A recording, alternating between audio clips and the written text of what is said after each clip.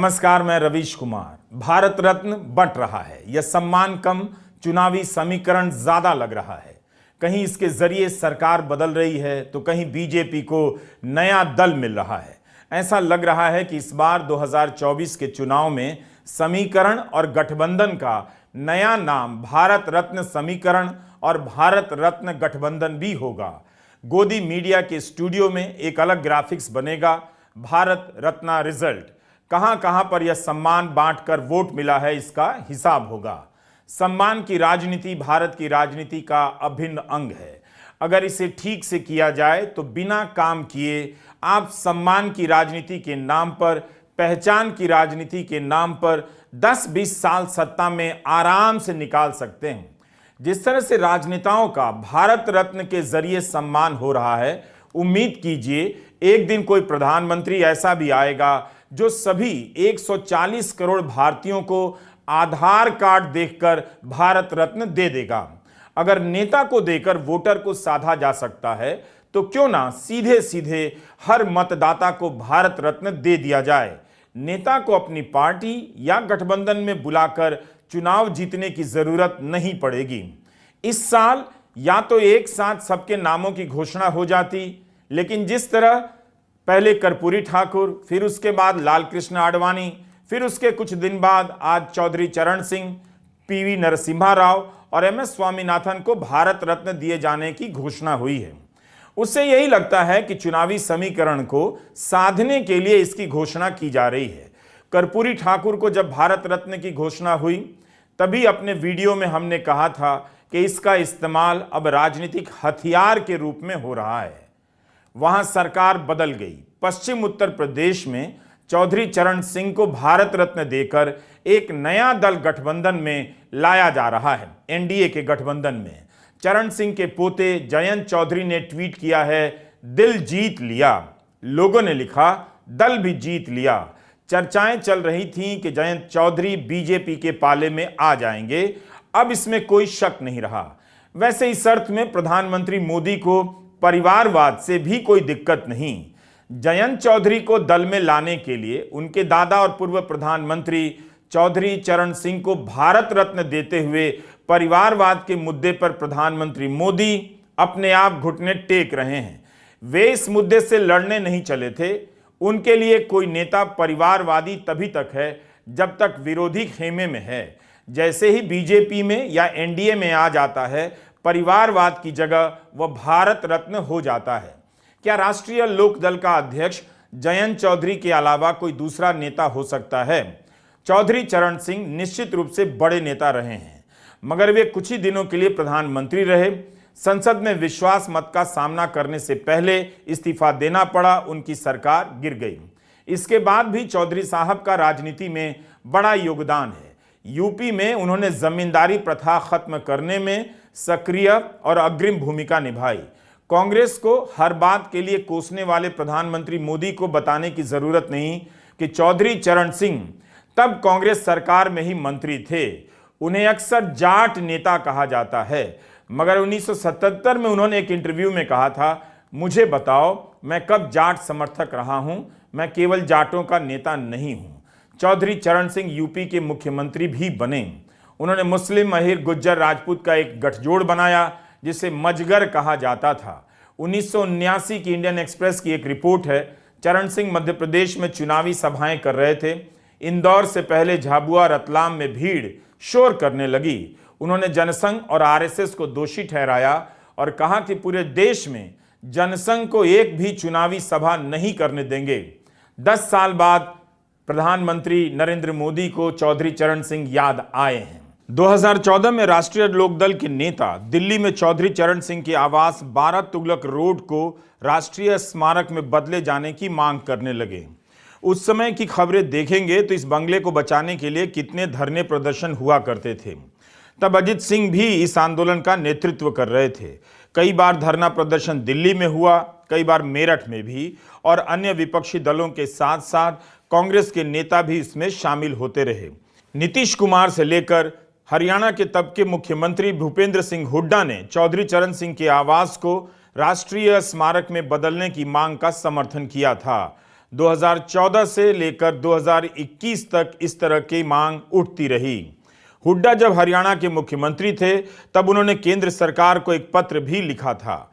राष्ट्रीय लोकदल और अन्य समाजवादी दलों ने पिछले 10 साल में कई बार चौधरी चरण सिंह के लिए भारत रत्न की मांग की। सोनिया गांधी ने चौधरी चरण सिंह और नरसिम्हा राव को भारत रत्न दिए जाने का स्वागत किया है।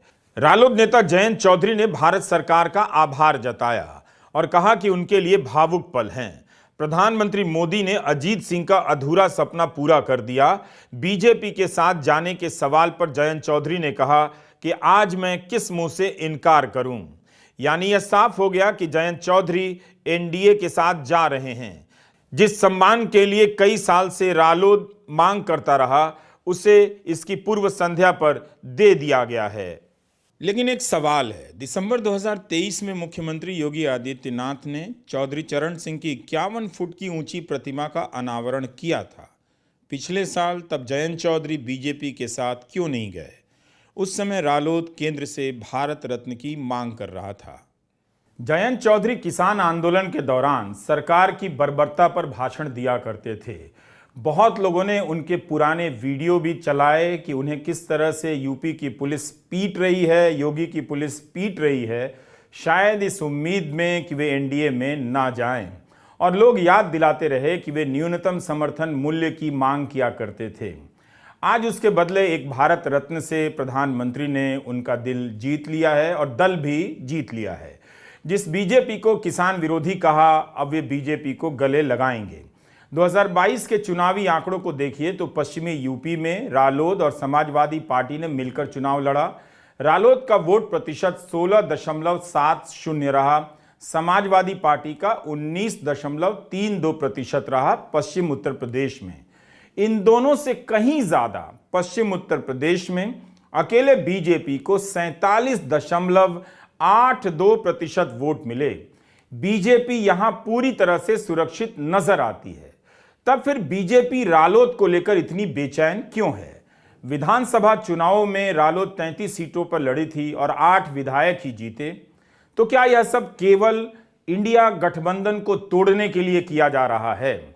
इंडिया गठबंधन के मतदाताओं को कंफ्यूज करने के लिए यह सब कुछ किया जा रहा है। बहरहाल एक साल से कहा जा रहा था कि 24 के चुनाव में प्रधानमंत्री को बहुत वोट मिलने वाले हैं, 400 सीटें आ जाएंगी, उन्हें कोई नहीं रोक सकता, उनके सामने कोई चुनौती नहीं।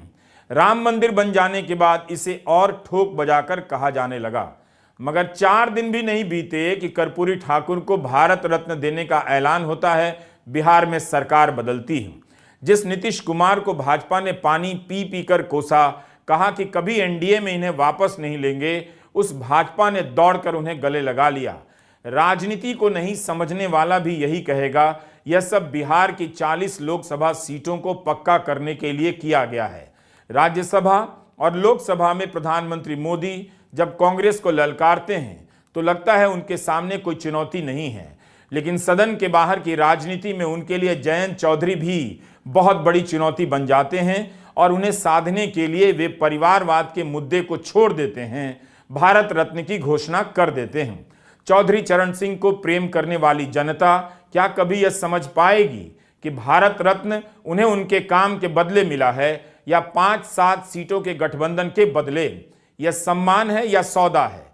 सौदे के बदले मिला सम्मान सम्मान नहीं होता, भले उसका नाम भारत रत्न ही क्यों ना हो। चौधरी चरण सिंह के लिए भारत रत्न की मांग अखिलेश यादव ने भी की थी, जैसे कर्पूरी ठाकुर के लिए नीतीश कुमार और लालू यादव दोनों ने की थी। पीवी नरसिम्हा राव को भी भारत रत्न दिया जा रहा है। यही प्रधानमंत्री थे जब बाबरी मस्जिद ध्वंस की गई, जिसके बाद नरसिम्हा राव ने 5 संगठनों पर अनलॉफुल एक्टिविटीज प्रिवेंशन एक्ट 1967 के तहत प्रतिबंध लगा दिया। राष्ट्रीय स्वयंसेवक संघ, विश्व हिंदू परिषद, बजरंग दल, जमाते इस्लामी हिंद और इस्लामिक सेवक संघ पर प्रतिबंध लगाने वाले राव को भी भारत रत्न दिया जा रहा है। करण थापर ने जनवरी 1993 में आई विटनेस पत्रिका के लिए एक इंटरव्यू किया और नरसिम्हा राव से पूछा था, क्या बाबरी कांड अचानक हुआ या आरएसएस, भाजपा, बजरंग दल और विहिप द्वारा सुनियोजित ढंग से किया गया था? तो ऑन रिकॉर्ड नरसिम्हा राव कहते हैं, मेरे पास ये मानने के कारण हैं कि ये सुनियोजित ढंग से पहले से प्लान करके किया गया। राम मंदिर के उद्घाटन के 17 दिन बाद प्रधानमंत्री नरेंद्र मोदी नरसिम्हा राव को भारत रत्न दिए जाने का ऐलान कर रहे हैं। अयोध्या में 22 जनवरी को प्रधानमंत्री नरेंद्र मोदी ने कहा कि काल चक्र घूम गया है।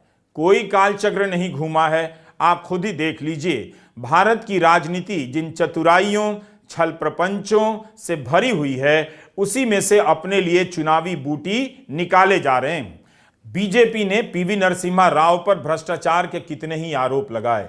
आज वही बीजेपी और उसके नेता प्रधानमंत्री नरेंद्र मोदी नरसिम्हा राव को भारत रत्न दे रहे हैं। यह मास्टर स्ट्रोक नहीं है, इसे मेमोरी लॉस कहते हैं, हिंदी में स्मृति लोप। नरसिम्हा राव के निधन पर आरएसएस प्रमुख के.एस. सुदर्शन ने पांचजन्य में उन्हें श्रद्धांजलि दी और लिखा कि कार सेवकों पर उन्होंने कोई कार्रवाई नहीं की, वो अकारण नहीं रहा होगा। मतलब इशारे में कह गए कि ध्वंस के पीछे उनका मौन समर्थन रहा होगा। सुदर्शन ने यह भी लिखा है कि उन्होंने दबाव में राष्ट्रीय स्वयंसेवक संघ को बैन किया और उनके साथ हमारा रिश्ता हमेशा अच्छा रहा। उनका सबसे बड़ा योगदान था कि उन्होंने सीआरपीएफ की टुकड़ी अयोध्या नहीं भेजी जब तक रामलला की मूर्ति को गर्भगृह में स्थापित नहीं किया गया।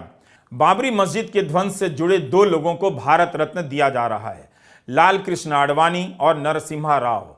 इन्हें भारत रत्न देने वाले लाल कृष्ण आडवाणी के साथ रथ यात्रा पर निकलने वाले नरेंद्र मोदी हैं, आज के भारत के प्रधानमंत्री। बाबरी मस्जिद ध्वंस को अपने जीवन का दुखद क्षण बताने वाले लाल कृष्ण आडवाणी को भी भारत रत्न मिल रहा है, जबकि ध्वंस के समय की तस्वीरों में आडवाणी मुस्कुरा रहे थे। काश वह दिन भी आता जब सभी कार सेवकों को भारत रत्न दे दिया जाता। भारत की जनता जब इतनी सारी विडंबनाओं को समेट सकती है, तो इस विडंबना को भी लपेटकर अपने तकिए के नीचे रख लेगी, चैन की नींद सो जाएगी। भारत रत्न को लेकर भावुक होने की जरूरत नहीं है। यह राजनीतिक ही होता है तो इसके पीछे की राजनीति देखने में कोई गलती नहीं। बीजेपी अक्सर आरोप लगाया करती थी कि कांग्रेस सभी योजनाओं के नाम नेहरू, इंदिरा और राजीव गांधी के नाम पर रखती है, लेकिन प्रधानमंत्री मोदी कांग्रेस से भी आगे निकल गए। उनके कार्यकाल में अटल बिहारी वाजपेयी और लाल कृष्ण आडवाणी दोनों को भारत रत्न मिला, जो भारतीय जनता पार्टी के संस्थापक नेता हैं। अभी तक कुल 53 लोगों को भारत में भारत रत्न से सम्मानित किया जा चुका है। नरेंद्र मोदी के कार्यकाल में 10 लोगों को भारत रत्न दिया गया है, जिसमें से 5 इस बार दिए जाएंगे। भारत रत्न सर्वश्रेष्ठ पुरस्कार है। यह मांग के आधार पर पहले भी दिया जाता रहा है। कांग्रेस के समय तो सचिन तेंदुलकर को दे दिया गया, बाद में वे तमाम चीजों का विज्ञापन करते नजर आए। लेकिन क्या मांग के आधार पर भारत रत्न दिया जाना चाहिए? राजनीतिक समीकरण जोड़ने और दल बदल कराने के लिए भारत रत्न दिया जाना चाहिए? फिर इस सम्मान की क्या अहमियत रह जाएगी? ऐसा लगता है कि हम एक देश के रूप में एक सर्वश्रेष्ठ सम्मान देने की प्रक्रिया भी सर्वश्रेष्ठ और पारदर्शी नहीं बना सके और न सक्षम हैं। लगता है प्रधानमंत्री भी इस तरह की मांगों से तंग आ चुके हैं। वे इसकी घोषणा तो कर रहे हैं, मगर साथ ही भारत रत्न का मान भी घटा रहे हैं कि जो मांगे उसे दे दो, जिसे चाहिए उसे दे दो, कहानी किस्सा खत्म करो। बस कह दो कि साथ में वोट लेता आए, साथ में सरकार लेता आए, साथ में कोई दल लेता आए। भारत रत्न दिए जाने का कुछ तो पैमाना होना चाहिए कि मिलने पर लगे कि किसी को मिला है। अभी तो केवल प्रधानमंत्री और राष्ट्रपति ही चुन लेते हैं कि किसे दिया जाना है। मांग और मन के आधार पर दिए जाने से एक दिन यह सम्मान भारत रत्न की जगह मांग रत्न या मन रत्न कहा जाने लगेगा। जो भी है, इस बार बीजेपी का बेड़ा पार कराने में भारत रत्न काफी काम आता लग रहा है। नमस्कार, मैं रविश कुमार।